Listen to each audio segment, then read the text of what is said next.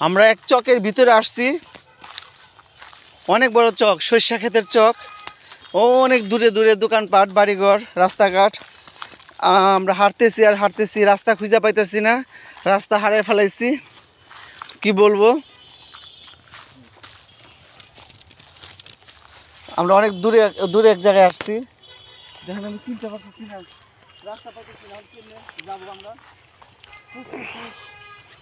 দেখি আইলে একটু বাড়ি ঘর তো নাই, অনেক দূরে দূরে বাড়ি ঘর। ওই যে দেখেন বাড়ি ঘর দেখা যাচ্ছে কত দূরে, দেখেন ভাই, ওই যে বাড়ি ঘর দেখা যাচ্ছে অনেক দূরে। তারপরে ওই যে রাস্তা দেখেন, এই তো সরিষা ক্ষেত। আমরা মনে হয় রাস্তা হারিয়ে ফেলাইছি, রাস্তাটা মনে হারিয়ে ফেলাইছি, পাইতেছি না। কিভাবে যে যাবো চিন্তা করতেছি না,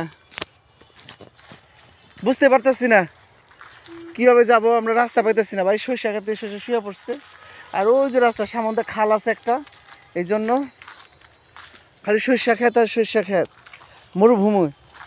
আমরা দুইজন আসছি, আমার সাথে আরেক ভাই আসছে, গৌতম দা। ওই দেখেন সে হাঁটতেছে, আমি হাঁটতে পারতেছি না, ট্যাবলেট ঠ্যাং ব্যথা করে, এই কথা বলতেছে। কি বলবো, সেই জন্য ই করলাম, আসলাম। দেখেন সরিষা ক্ষেত আর সরিষা ক্ষেত।